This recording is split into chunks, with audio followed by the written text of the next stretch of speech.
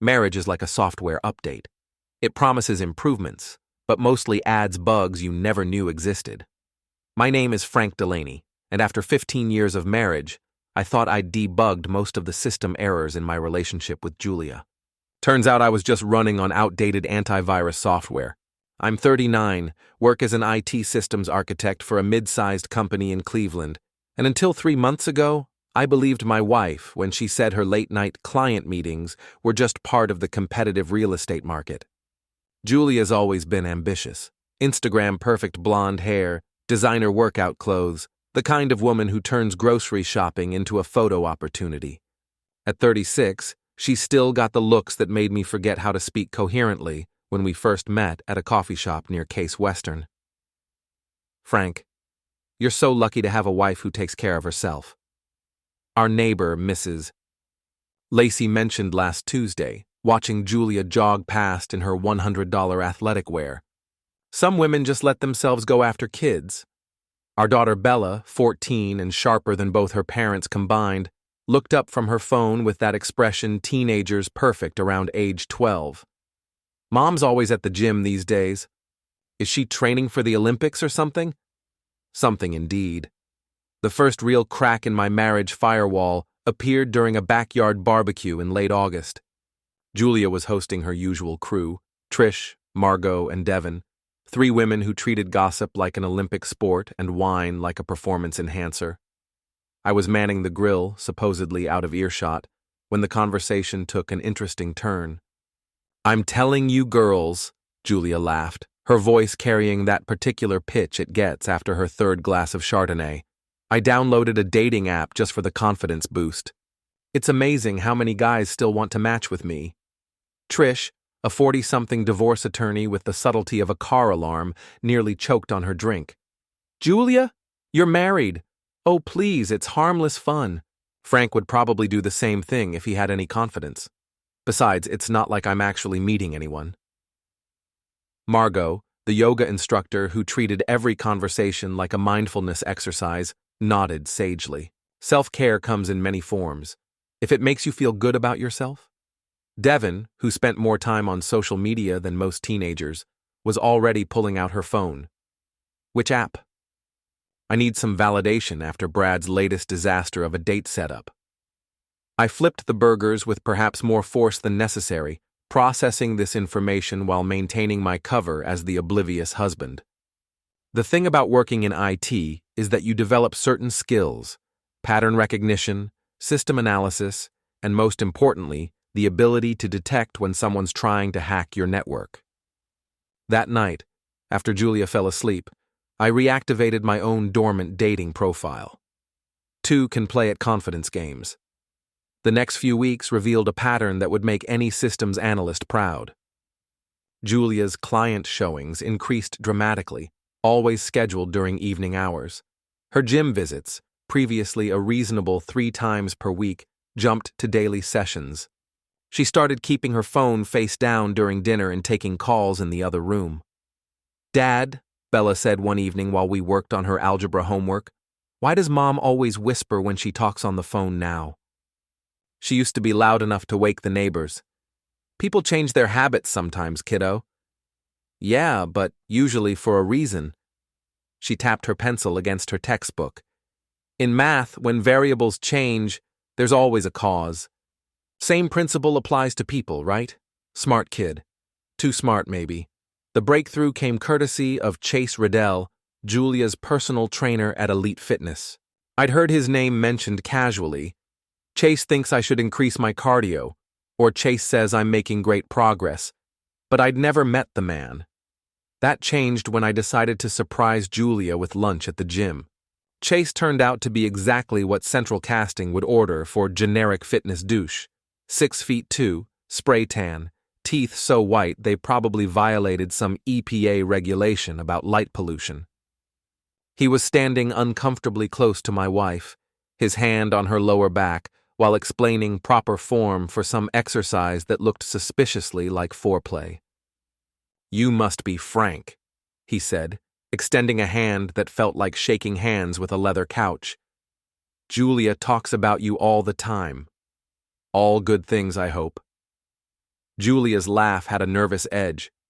"Frank, what are you doing here? Thought I'd bring you lunch. But I see you're busy." Chase's smile could have powered the entire gym. "Just helping your wife reach her fitness goals. She's been very dedicated lately. Very responsive to training." The way he said responsive made me want to introduce his face to a 45-pound plate, but violence isn't my style.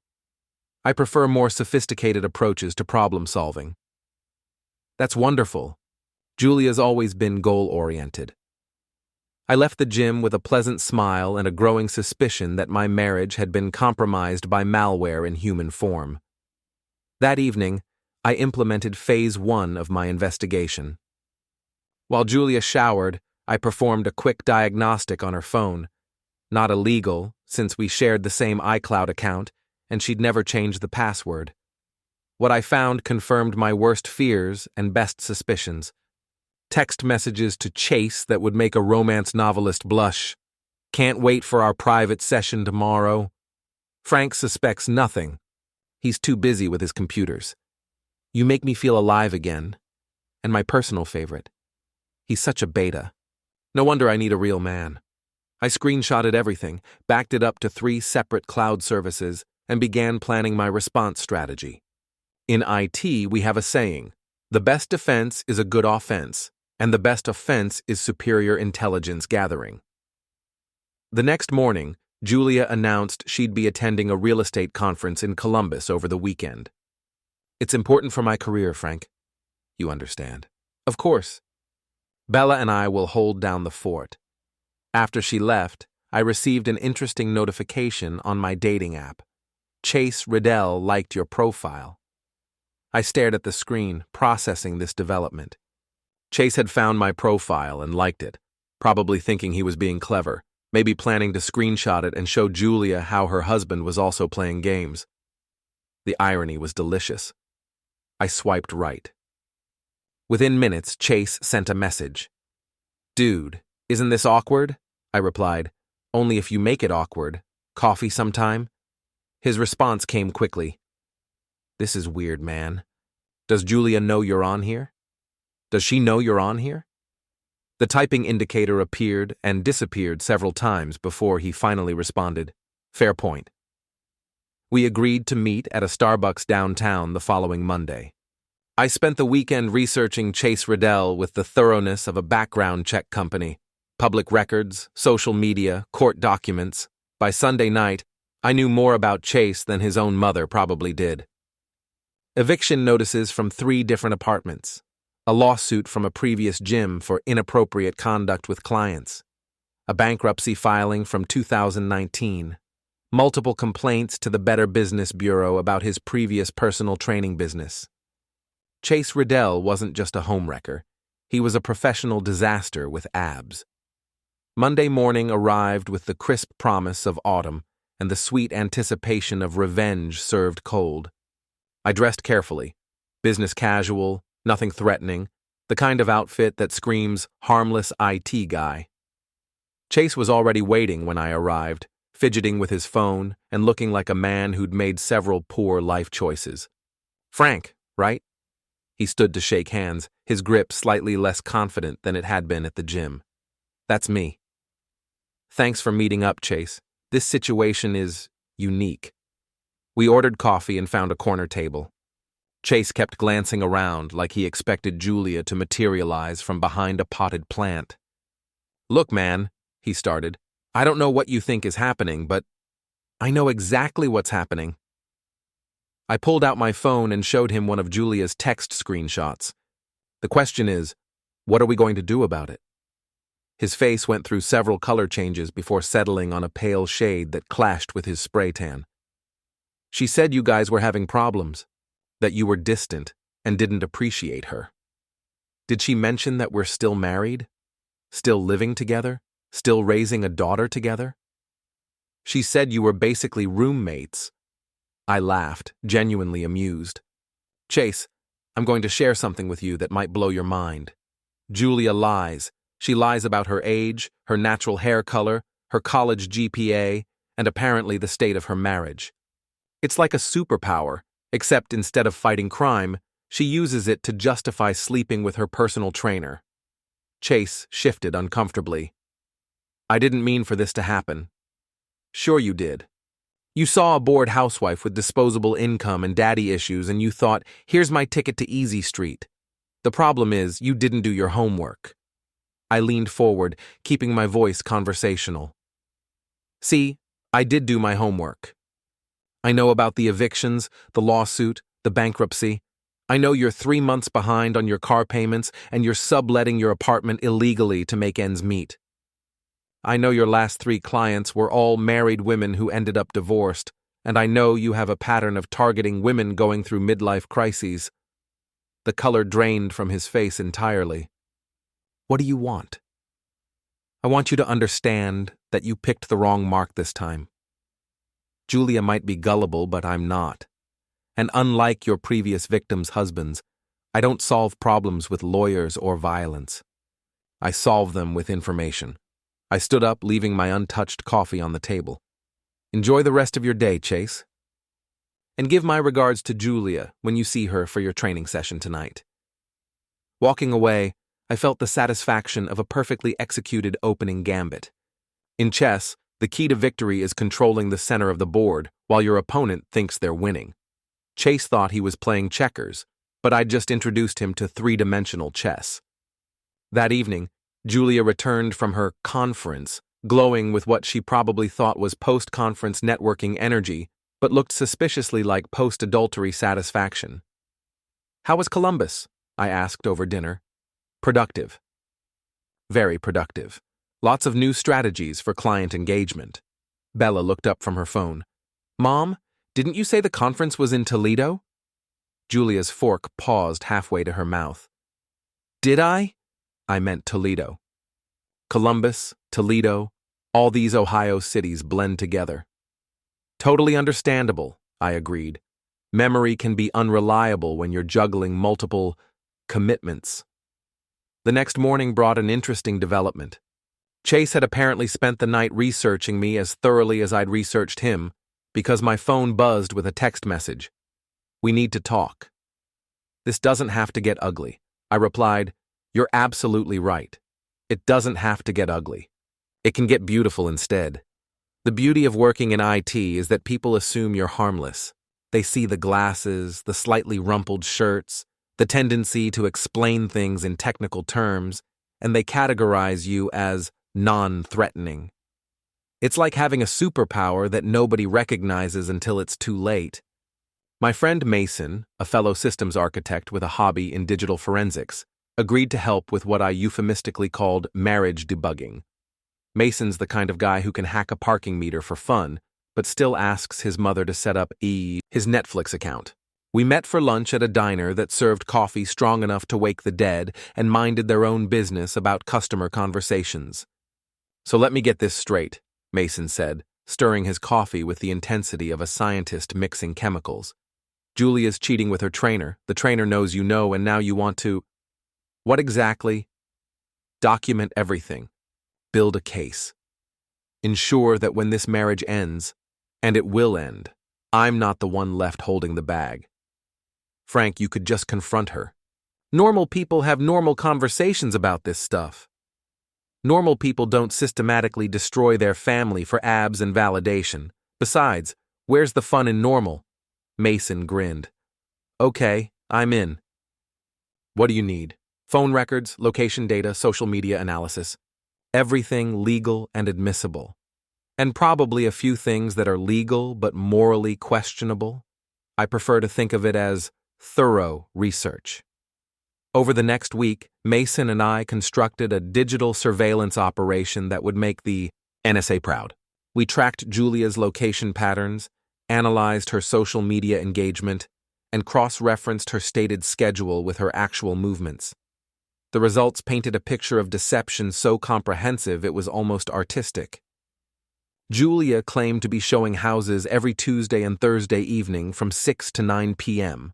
Her actual location during those times? Chase's apartment complex. Her weekend open houses corresponded perfectly with Chase's days off from the gym. Even her increased gym attendance followed a pattern. She only went when Chase was working. "Your wife has the subtlety of a neon sign," Mason observed, pulling up a map that showed Julia's phone pinging from Chase's building for the third time that week. "Look at this. She spent 4 hours there yesterday afternoon. Either she's helping him reorganize his sock drawer, or they're having the world's longest personal training session." "Oh, it's personal training all right. Just not the kind advertised on his business cards." The real breakthrough came when Mason discovered Chase's social media presence. The man documented his life with the dedication of a reality TV star, posting gym selfies, motivational quotes, and carefully staged photos of his lifestyle. What he didn't realize was that his location services were enabled, creating a digital breadcrumb trail that perfectly matched Julia's movements. "Look at this," Mason said, showing me Chase's Instagram story from the previous evening. The photo showed a glass of wine and a takeout container from Romano's, an upscale Italian place across town. The timestamp read 7:30 p.m. Now look at Julia's credit card statement. Romano's Italian Kitchen, $67.43, 7:28 p.m. She's not even trying to hide it, I marveled. It's like she wants to get caught. Or she thinks you're too stupid to notice. That stung because it was probably true. For months, I'd been the oblivious husband, trusting and naive. But stupidity and naivety are curable conditions. Betrayal, on the other hand, requires more aggressive treatment. That evening, I decided to conduct some field research. Julia announced another client meeting, a late showing for a very motivated buyer. I waited 30 minutes after she left, then drove to Chase's apartment complex. Sure enough, Julia's white BMW was parked in visitor spot B7, directly in front of Chase's building. I parked across the street and settled in for surveillance duty, armed with a thermos of coffee and a telephoto lens I'd borrowed from my photography enthusiast neighbor. The photos I captured were damning without being pornographic. Julia and Chase entering his apartment together, her hand on his lower back, him carrying what appeared to be a bottle of wine and a bag from Victoria's Secret. An hour later, they appeared on his second-floor balcony, sharing what looked like an intimate conversation and several passionate kisses. I documented everything with the methodical precision of a crime scene photographer. Timestamps, locations, license plates, even the apartment number. If this ever went to court, I'd have enough evidence to wallpaper a courtroom. But court wasn't my endgame. Public humiliation was. The next morning, Julia was unusually affectionate over breakfast, probably overcompensating for her guilty conscience. She made my favorite pancakes, asked about my work projects, and even suggested we plan a weekend getaway. "That sounds wonderful," I said, accepting her kiss goodbye. "We should definitely spend more quality time together." After she left for work, I uploaded all my surveillance photos to a secure cloud server and began Phase 2 of my operation, intelligence gathering on the supporting cast. Trish, Margot, and Devin weren't just Julia's friends. They were her enablers, her sounding board, and most importantly, her audience. Every affair needs witnesses to validate the drama, and Julia's crew served that function perfectly. But enablers have a weakness. They love to talk, especially when they think they're among friends. I created a fake Facebook profile, Mike Thompson, recent divorcee, new to the Cleveland area, looking for social connections. The profile picture came from a stock photo site, attractive but not threatening, successful but approachable. Within hours, I'd sent friend requests to all 3 women.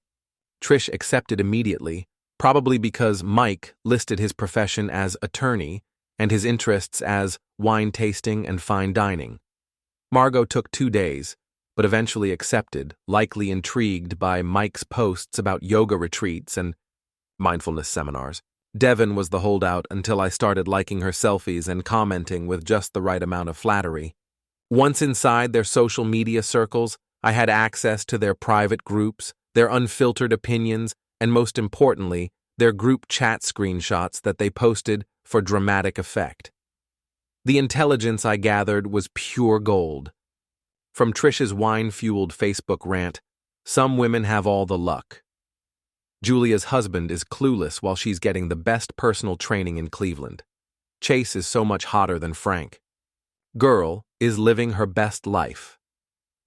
From Margot's Instagram story, when your friend is glowing from all that exercise, chuck, good for her, life is too short. From Devon's Twitter, watching my girl Jay discover what she's been missing. Some men just don't appreciate what they have. Upgrade. Sorry, not sorry. They weren't just enabling Julia's affair, they were celebrating it, documenting it, and treating my marriage like their personal entertainment. That was a mistake. I spent the next week building detailed profiles on each of them, mapping their social connections, identifying their pressure points, and most importantly, discovering their own secrets. Trish, the divorce attorney who preached female empowerment, was having an affair with her married law partner while publicly advocating for sisterhood and supporting other women. Margot, the yoga instructor who promoted authentic living and honest communication, was secretly taking anxiety medication while telling her clients that proper breathing and meditation could cure all mental health issues. Devon, the social media influencer who built her brand on real talk and keeping it 100, was buying fake followers and engagement while criticizing other influencers for being inauthentic. Everyone had secrets. Everyone had vulnerabilities. And everyone was about to learn that their friend Julia had married someone much more dangerous than they'd realized.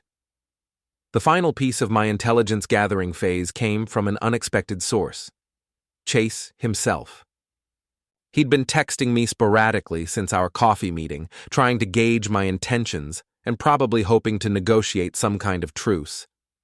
His messages revealed a man who was simultaneously arrogant and insecure, confident in his physical appeal, but terrified of real consequences.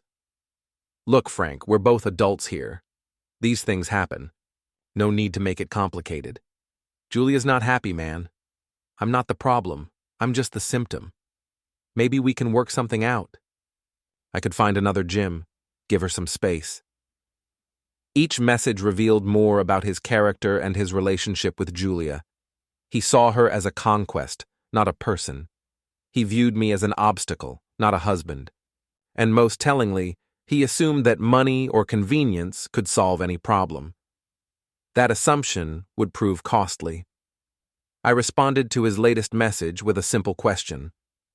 Are you free Saturday evening? I have a proposition that might interest you. His reply came within minutes. What kind of proposition? The kind that could benefit everyone involved. Meet me at Murphy's Pub on East 9th at 8 p.m. Come alone. How do I know this isn't some kind of setup? Chase, if I wanted to hurt you, would I really choose a crowded public place? I'm an IT guy, not a mob enforcer. I solve problems with logic, not violence. Saturday evening arrived with the promise of autumn rain and the sweet anticipation of justice served cold. I arrived at Murphy's early, chose a corner booth with clear sight lines to all exits, and ordered a beer I had no intention of drinking. Chase arrived exactly on time, dressed in what he probably considered casual sophistication. Expensive jeans, designer polo, cologne that announced his presence from across the room. He looked nervous, which was exactly how I wanted him. Frank. He slid into the booth across from me, his eyes scanning the room like he expected an ambush. Chase, thanks for coming. I hope you don't mind, but I took the liberty of ordering you a protein shake. Oh wait, this is a bar. Beer will have to do. He didn't laugh. What do you want? I want to offer you a deal. A way out of this situation that doesn't end with your life becoming a cautionary tale. I'm listening. I pulled out my phone and showed him a photo from my surveillance session, him and Julia on his balcony, mid-kiss, timestamp clearly visible. This photo, along with about 50 others, represents a problem for you, not just with me, but with your employer, your landlord, and potentially the state licensing board that oversees personal trainers. His face went pale. You can't prove anything illegal happened. I don't need to prove anything illegal. I just need to prove you're a liability. Elite Fitness has a strict policy about trainer-client relationships. Your landlord has clauses about using the apartment for business purposes, and the licensing board takes ethics violations very seriously. I leaned forward. But here's the beautiful part. I don't want to destroy you, Chase. I want to redirect you. What does that mean? It means you're going to help me give Julia exactly what she deserves. And in return, I'm going to help you disappear from her life without losing everything you've worked for. Chase stared at me for a long moment. You're crazier than she said you were. No, I'm smarter than either of you realized. The question is, are you smart enough to take the deal? The thing about revenge is that it requires patience, precision, and most importantly, the right audience. Julia's betrayal wasn't just personal, it was public. She'd involved her friends, flaunted her affair through social media breadcrumbs, and turned my marriage into entertainment for her social circle. That meant her comeuppance needed to be equally public. Chase, to his credit, was smarter than I'd initially given him credit for. After our conversation at Murphy's, he agreed to my proposal with the enthusiasm of a man who'd just been offered a life preserver on a sinking ship. The plan was elegant in its simplicity. Chase would continue the affair while secretly documenting Julia's most damaging statements and behaviors. In return, I would ensure his exit from the situation was financially and professionally painless. You want me to record her? Chase asked during our follow-up meeting at a different bar across town. I want you to preserve evidence of her true character. Julia thinks she's playing chess, but she's actually playing checkers with someone who designed the board. This feels wrong, man. What feels wrong is sleeping with another man's wife while his daughter calls you Mom's friend Chase. What I'm proposing is justice with a side of poetic irony. Over the next 2 weeks, Chase proved surprisingly effective as a double agent. Julia, drunk on what she perceived as her own cleverness, became increasingly careless with her words and actions. The recordings Chase provided painted a picture of a woman who viewed her marriage as a prison sentence, and her husband as a pathetic obstacle to her happiness. "Frank is so boring," she said in one recording, her voice slurred with wine and satisfaction. "All he talks about is computers and our daughter's homework. When was the last time he made me feel alive? When was the last time he made me feel beautiful?" "You deserve better," Chase replied, playing his role perfectly. "I deserve everything. I'm 36 years old, I'm successful, I'm beautiful, and I'm wasting my life with a man who thinks romance is remembering to put the toilet seat down. What are you going to do about it?" "I don't know yet. Maybe I'll just keep seeing you until he figures it out. Maybe I want him to figure it out. Maybe I want him to know that other men find me irresistible." The recordings were damning, but they were just the opening act. The real show would require a larger stage and a more sophisticated script. That stage presented itself in the form of Bella's school fundraiser, a community event that would bring together parents, teachers, and local business leaders for an evening of networking and charitable giving. Julia had volunteered to help organize the event, probably seeing it as another opportunity to showcase her social connections and community involvement. I volunteered to handle the audio-visual setup. The fundraiser was scheduled for a Friday evening in mid-October, giving me 3 weeks to prepare what I privately called the Julia Show. The plan required careful coordination, precise timing, and most importantly, an audience that included everyone who mattered in Julia's social and professional circles. "Dad, why are you so interested in the school fundraiser all of a sudden?" Bella asked one evening while I reviewed the event layout on my laptop. "I want to support your school. Education is important.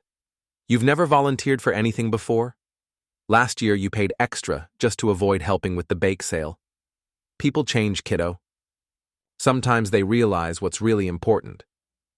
Bella studied my face with the intensity of a detective examining evidence. "Are you and Mom okay? You've been acting weird lately, both of you." The question hit harder than I'd expected. In all my planning and scheming, I'd focused on Julia's betrayal and my need for justice, but I'd somehow compartmentalized the impact on Bella. She was 14, old enough to sense the tension, but young enough to blame herself for problems she couldn't understand.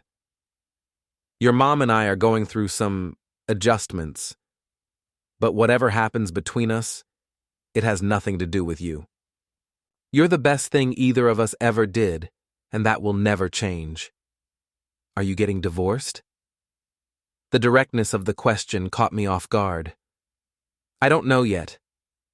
Maybe. Would that scare you? A little. But honestly, Dad, you guys haven't seemed happy in a long time. I'm not stupid. I notice things. What kind of things? Mom's always on her phone. She's gone all the time. When she is home, she acts like she's somewhere else. And you look at her like you're trying to solve a puzzle that's missing pieces. Out of the mouths of babes. You're pretty smart for a 14-year-old. I get it from my dad.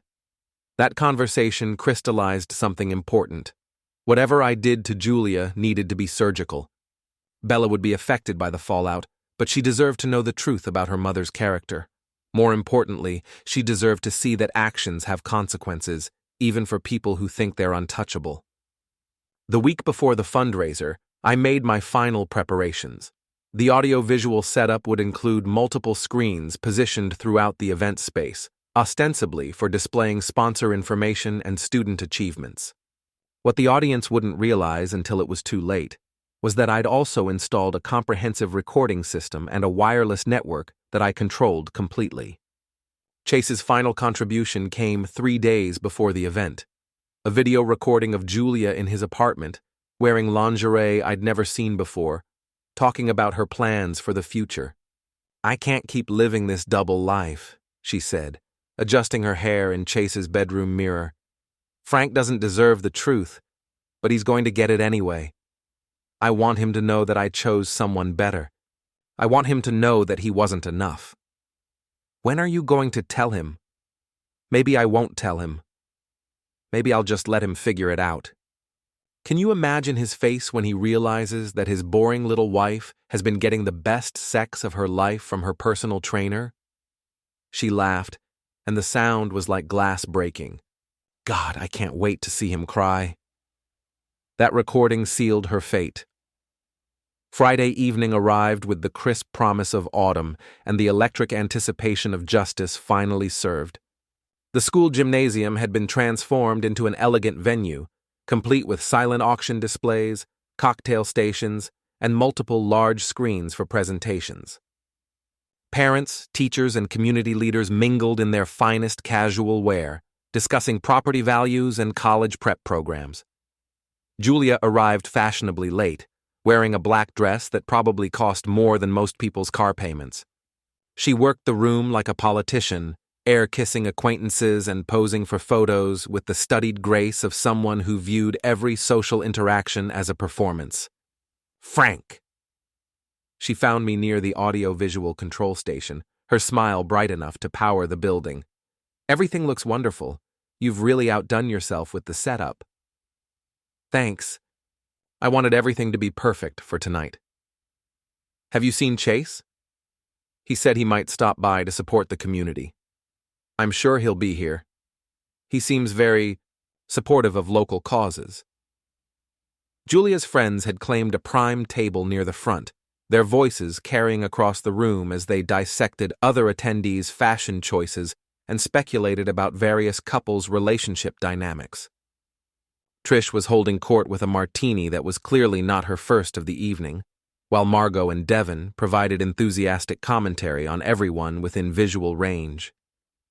At exactly 8:30, I took the microphone for what was scheduled to be a brief presentation about the school's technology needs. The room quieted as parents and teachers turned their attention to the screens positioned throughout the space. Good evening, everyone. Thank you for coming out to support our children's education. Tonight, we're here to talk about giving our kids the tools they need to succeed in life. But before we discuss the future, I think it's important to address the present. I clicked a remote, and the screens came to life with a photo of the school's mission statement. Building Character Through Education and Community. Character, I continued, is something we teach our children every day, not just through words, but through our actions. We tell them to be honest, to be loyal, to respect their commitments and the people they love. Julia was smiling and nodding along, probably assuming this was standard fundraiser rhetoric. Her friends were checking their phones, bored by what they perceived as typical parent-volunteer earnestness. But what happens when the adults in their lives don't model those values? What happens when the people they trust most demonstrate that promises are meaningless, that integrity is optional, and that betrayal is acceptable as long as you don't get caught? A few people in the audience shifted uncomfortably, sensing that this presentation was veering off script. Julia's smile faltered slightly, but she maintained her composure. Tonight, I want to share a story about character, about choices, and about consequences. I clicked the remote again, and Julia's face filled every screen in the room. A screenshot from one of Chase's recordings. Her expression caught mid-laugh as she described her husband as pathetic and boring. The room went silent. This is my wife, Julia Delaney. Many of you know her as a successful real estate agent, a devoted mother, and a pillar of our community. But as our children know, people aren't always what they seem to be. Julia stood up from her table, her face cycling through confusion, recognition, and pure panic. Frank, what are you doing? I'm teaching a lesson about character, sweetheart. Please, sit down. We're just getting started. The next slide was a map showing Julia's location data overlaid with Chase's, the two patterns intersecting at his apartment complex multiple times per week for the past 3 months. You see, Julia has been conducting her own educational program. She's been teaching a masterclass in deception, betrayal, and the art of living a double life. Her curriculum has been quite comprehensive. Trish was tugging on Julia's arm, trying to get her to leave, but Julia seemed frozen in place, staring at the screens in horror as her secret life played out in front of everyone she knew. The audio came next, Julia's voice, crystal clear through the gymnasium's sound system, describing her affair with casual cruelty. Frank doesn't deserve the truth, but he's going to get it anyway. I want him to know that I chose someone better. Parents covered their children's ears. Teachers stared in shock. The room buzzed with whispered conversations and the sound of phones being pulled out to record the spectacle. But Julia's educational program wouldn't be complete without her teaching assistant, I continued, advancing to the next slide. Ladies and gentlemen, I'd like you to meet Chase Riddell, personal trainer and professional homewrecker. Chase's photo appeared on screen, his gym headshot next to his mugshot from a previous arrest for fraud. Below that, a comprehensive list of his debts, evictions, and the 3 other married clients he'd seduced in the past 2 years. Chase has been helping Julia explore new forms of physical fitness.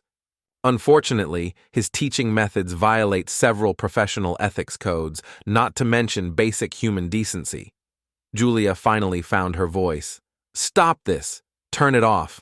I'm afraid the presentation isn't over yet. We haven't reached the final lesson.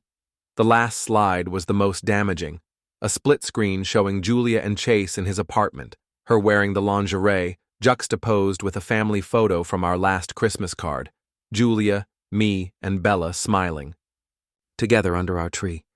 The lesson here is simple, I said, my voice carrying clearly through the stunned silence. Actions have consequences. Character matters. And the truth always comes out, usually at the most inconvenient possible moment. Julia was crying now, her carefully applied makeup running down her cheeks as she tried to push through the crowd toward the exit. But the crowd wasn't parting for her, they were staring, judging, recording. Trish, Margot, and Devon had abandoned their friend, distancing themselves physically and socially with the instinctive self-preservation of people who suddenly realized they'd been backing the wrong horse. In conclusion, I said, clicking to a final slide that showed the school's contact information for counseling services, I encourage everyone here to use this as a teaching moment with their children. Talk to them about integrity, about loyalty, about the importance of keeping your promises and respecting the people who trust you. I set down the microphone and walked calmly toward the exit, leaving Julia sobbing in the middle of the gymnasium while 300 parents, teachers, and community leaders processed what they'd just witnessed. Outside in the parking lot, I found Chase waiting by my car, his face pale and his hands shaking. Jesus Christ, Frank. You destroyed her. No, Chase. She destroyed herself. I just provided the documentation. What happens now? Now you disappear. New city, new gym, new life. I'll provide references that will help you get established somewhere far from here. Consider it my parting gift. And Julia? Julia gets to live with the consequences of her choices, just like the rest of us. As I drove home, my phone buzzed with text messages, missed calls, and social media notifications. The video of my presentation was already making its way around the internet, shared and reshared by people who'd been in the audience. Bella was waiting in the living room when I got home, her laptop open to Facebook where the video was playing. "Dad," she said quietly, "that was brutal." "Yes, it was." "Did Mom really say all those things?" "Yes, she did." "Are you okay?" I sat down beside her on the couch, suddenly feeling the weight of everything I'd done. "I will be." "Are you okay?" "I'm sad for you. And I'm angry at Mom. But mostly, I'm proud of you for not letting her get away with it. Even though it was public? Even though it was humiliating? Dad, she humiliated herself. You just made sure everyone could see it." At midnight, Julia came home. I heard her car in the driveway, heard her key in the lock, heard her footsteps on the stairs. She appeared in the living room doorway, still wearing her black dress, her makeup completely destroyed. "How could you do that to me?" she whispered. "How could you do this to us?" I replied.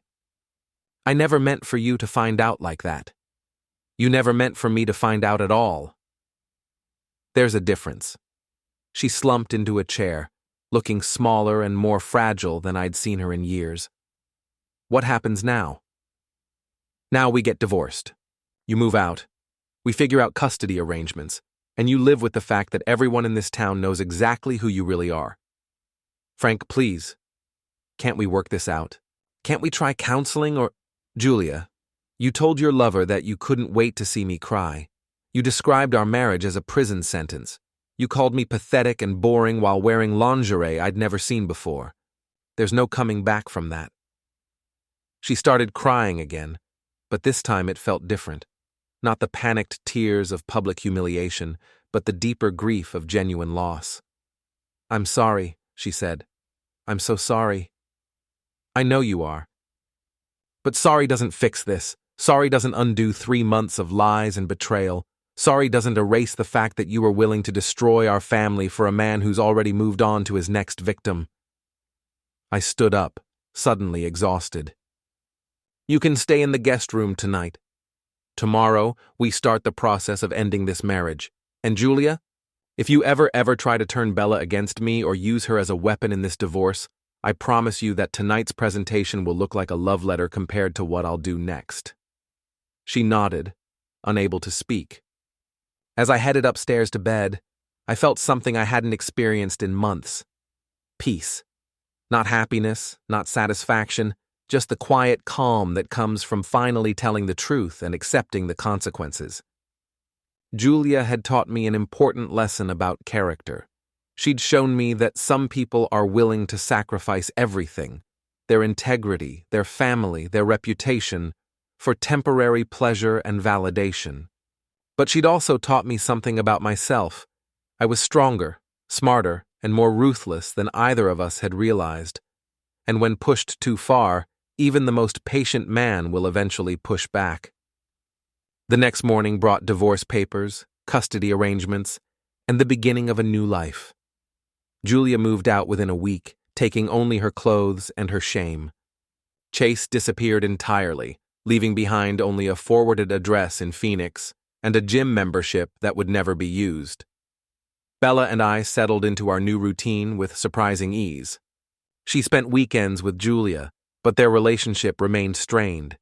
It's hard to respect someone after you've seen them at their absolute worst. 3 months later, I received a text message from an unknown number. "You won. I hope you're happy." I deleted it without responding.